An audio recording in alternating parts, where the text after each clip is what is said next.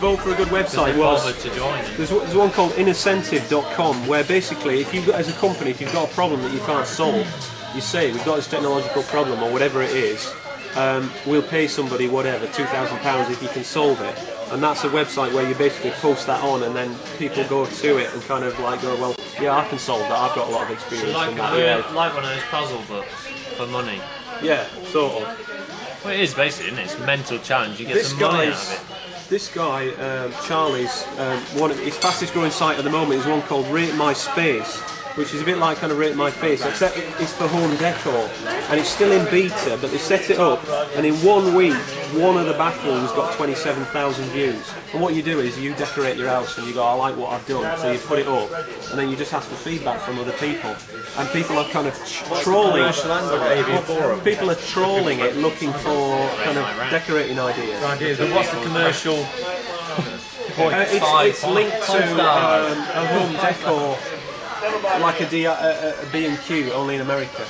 Right. So they've done it for an American company. So again, it's user training, like all the places do. Habitats do it, IKEA do it. It's like, this is what your house can look like. There's the product. Interestingly, it's readers' wives. From a data capture point of view, well, it's just training. They actually know what people are training looking people for, how what to people are design rating. and there it is to buy. But it's exactly except in an IKEA one, you'd only get IKEA product. Yeah, but you look at Habitat. Habitat failed. Habitat was failing initially as a business until they designed their first shop around the interior, and people understood what to do with this stuff. Is that Rate My Space? Have they bought the products already from that supplier? No, anything. So it's an excellent data capture because you then know what this marketplace actually wants. Oh yeah, you see what, and then you know what to stock, and then you can see whether they've liked it or not. It's genius. Yes, and if there's something similar that they sell, they can suggest exactly like we've all been scanned today when we've been in the seminar. They know what we're going to get in the inbox in the next few days. And it's not small numbers. One bathroom, 27,000 views in a week. You know, every one of those examples there's a lot of data is a market research tool, and the big companies will be saving huge amounts of money. Because that's what it is. Every example you've gone through so far. Dell had one called, have you been on it? Dell Idea Storm. Dell Idea Storm, they got 64,000 comments in 3 months and 8,600 new ideas. Now a lot of it will be people bitching and carping about stuff, but they got 600 ideas, and then they take the best of those and they move them into a private forum and then try and get people to interact around sort of honing those ideas down. One of them they claim was, actually this must date it actually, but they were going to put all their new laptops out on Vista. And then one of the ideas was like, I don't want a Vista laptop, start shipping again with XP. Really basic one, but then they looked at that and people voted on it and went 95% yes. Give it 6 months. Yeah, because they're not ready. Yeah, they want to know about the product. That must have been from a little while ago. You think how much it must cost? You get every town every weekend to put a clipboard in. It would cost you to do all the clipboarding and stuff like that. It goes on in every single town every weekend. This guy did a really cut funny that out one. and You know just focus groups where they get everyone together and they say, well, what do you think about this product or whatever? He went, this is our craft focus groups are, and he filmed one where he was with them and it was like this fake new product, and he just got them to say what everyone wanted. Anything he were like, and then he said, right, what we're going to do is put a really dominant individual in now, and they put an actor in who like completely swayed the group by being really kind of physical. People in privacy, their own bedroom, whatever, and home study. So they stopped doing it, and now he's a network. But that same issue is one of the issues I've got with eye tracker. That you're brought into an environment to look at something you wouldn't naturally look at, and you're put in front of a machine, you're explained how it works. You're not brought into a room where you're going to look at something you would naturally look at, and if it was series that you alter the results just by trying to test straight it. away, yeah. And you're also put in front of a machine. If you put That's the theory of usability testing. If you put in front of a monitor, the environment changes. If you put in front of a monitor, it's going to sway it. That's always been one of the scientific problems, hasn't it? Yeah. The very act of running an mouse can't experiment. run quite as fast if it's got a huge. So simple analogy: you fit it with a heart monitor to monitor with the heart. And crap it out. You wear it in the home is a difference to being in the hospital for 24 hours. Yeah.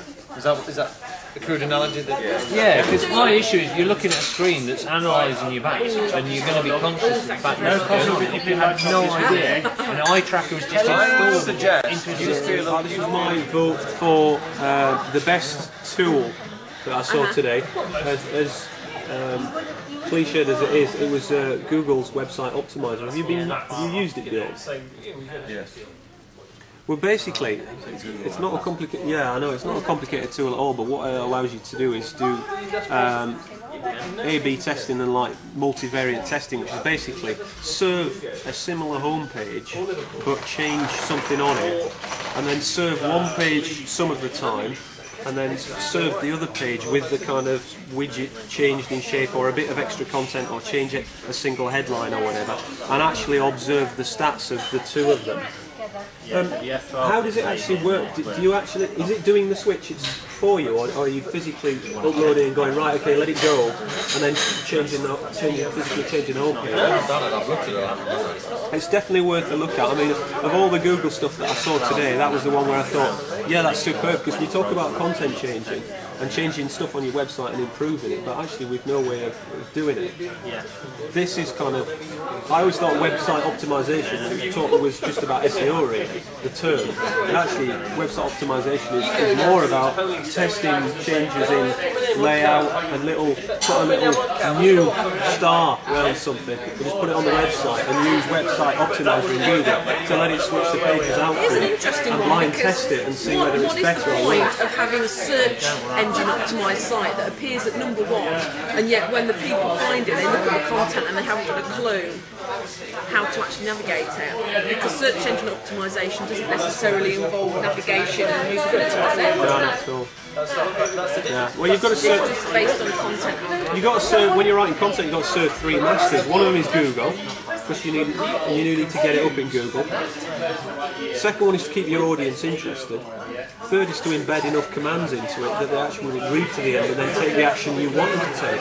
So you've got to get all those three kind of points across. That's why it's so hard to do, I think. But I've never done any testing, blind testing at all. I've just got to go on hunch. Oh, that headline must be better. Well, actually, if you use that tool, which is just part of Google Analytics, it'll tell you whether it's to measure or not.